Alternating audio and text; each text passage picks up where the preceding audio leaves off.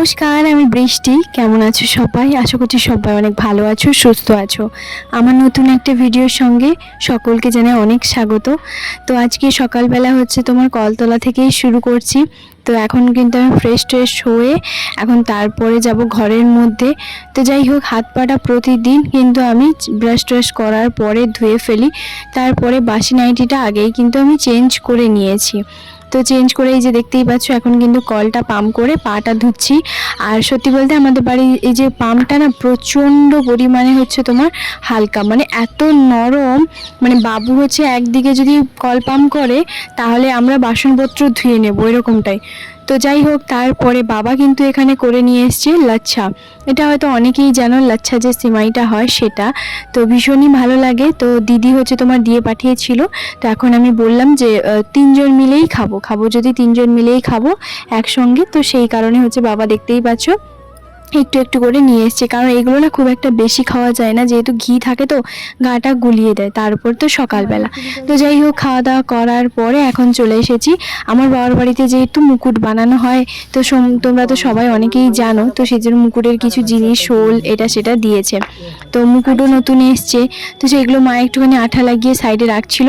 তারপরে বাবা গেছিলো বাজার থেকে নিয়ে এসছে চিংড়ি মাছ। চিংড়ি মাছটা আমি যে খুব একটা খাই তা কিন্তু নয়, আগে প্রচুর পছন্দ হতো, এখনও যে পছন্দ করি না তা নয়, তবে ভয়ে মানে অল্প অল্প করেই খাই।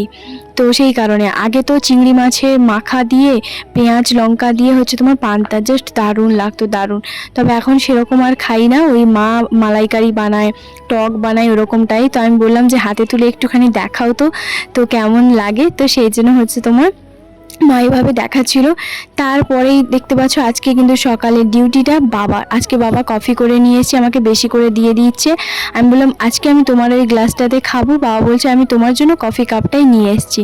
তো যাই হোক, এদিকে তারপরে দেখতেই পাচ্ছ মুকুটগুলো বানাতে বসে গেছিলাম। তো আমি 10:30টার সময় হচ্ছে তোমার একদম উঠি, এখানেই হচ্ছে তোমার চাটা খেলাম। বাবা তো চা এখানে বানিয়ে দিয়ে গেল। আর কটা মতন আছে। আমি সত্যি কথা বলতে খুব একটা চারদিকে যে পাড়া ঘোরা এগুলো আমার ভালো লাগে না। তো সেই জন্য আমি ঘরের মধ্যেই থাকি, আমার ওটাই বেশি ভালো লাগে। তো যাই হোক, তারপরে কিন্তু এখন বাজে 1টা মতো।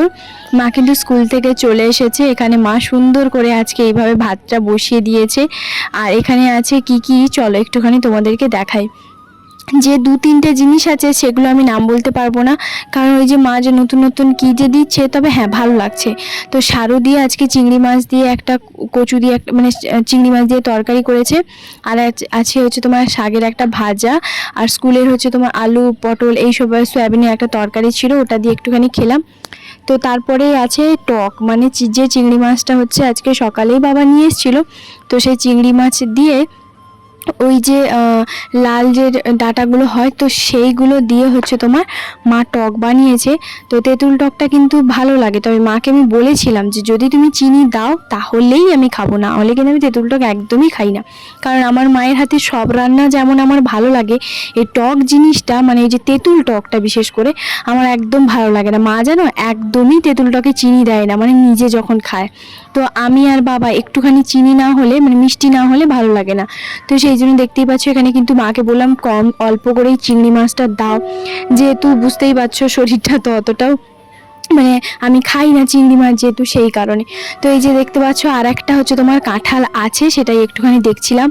এটাতে কিন্তু বাবা দিয়েছে ওই যে আঠা কি একটা জিনিস, তো সেটা দিয়েছে।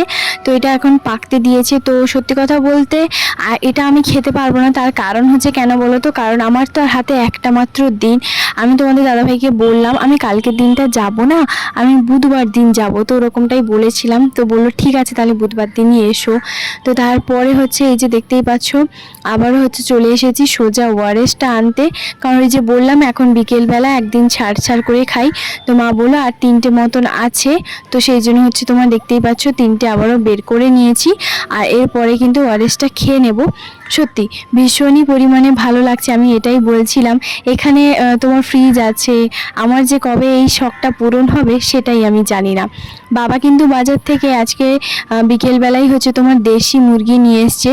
তো কালকে যেহেতু মানে বিপত্তারিণী পুজো, তো সেই জন্য কি বলতো আমি বিপত্তারিণী পুজোতে তো বাবার বাড়িতে স্বাভাবিক নিরামিষই হবে, তো সেই কারণে মা হচ্ছে আজকে চিকেনটা করছে, যেহেতু আর কদিন পরেই হচ্ছে তোমার চলে যাব, মানে আর কালকের দিনটাই শুধুমাত্র থাকবো, তারপরে চলে যাব। এখানে দেখতেই পাচ্ছ রুটি বলো, লুচি বলো, পরোটা বলো, যাই হোক না কেন বাবা কিন্তু আটা ময়দা দুটোই মাখায়।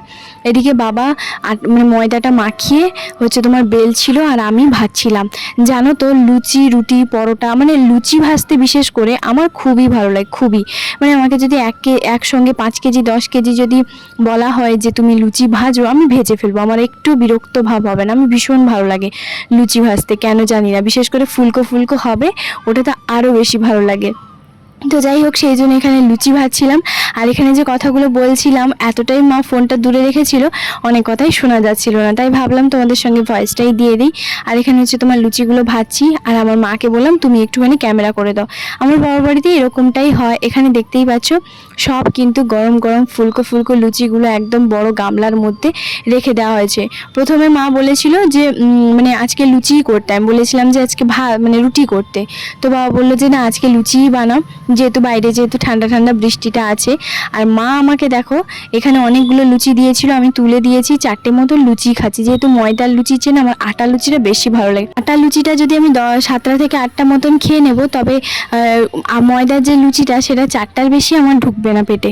তো যাই হোক, এদিকে দেখতেই পাচ্ছ মা যে চিকেনটা বানিয়েছিল একটু কষা কষা করেই করেছিল, তো সেই রকম দিয়ে খাচ্ছিলাম। আর চিংড়ি মাছের মালাইকারিটা কিন্তু ফ্রিজের মধ্যে ছিল, তো মা বললো এটা তাহলে একটুখানি খেয়ে নে। আমি বলছি এটাই লাস্ট, কারণ প্রচুর চিংড়ি মাছ খেয়ে নিচ্ছি, ঠাকুরের দয়ায় কিছু হবে না, এটাই ভালো। তো যাই হোক, সেই জন্য দেখতেই পাচ্ছ মা কিন্তু চিংড়ি মাছের মালাইকারিটা নিয়ে এসছে। সত্যি চিংড়ি মাছের মালাইকারি চিকেন কষা দিয়ে আজকে রাতে ডিনারটা কমপ্লিট করলাম। তাহলে চলো বন্ধুরা, আজকের ভিডিওটা এখানেই শেষ করছি। কেমন লাগলো প্লিজ একটা কমেন্ট করে জানাতে একদম ভুলবে না। দেখাবে আবার একটা নতুন ব্লগে। যদি আমার চ্যানেল নতুন হয়ে থাকো তাহলে প্লিজ চ্যানেলটাকে সাবস্ক্রাইব করতেও ভুলবে না। তাহলে চলো বন্ধুরা, আজকের ভিডিওটা এখানেই শেষ করছি। সবাই ভালো থাকবে, সুস্থ থাকবে, টাটা, গুড নাইট।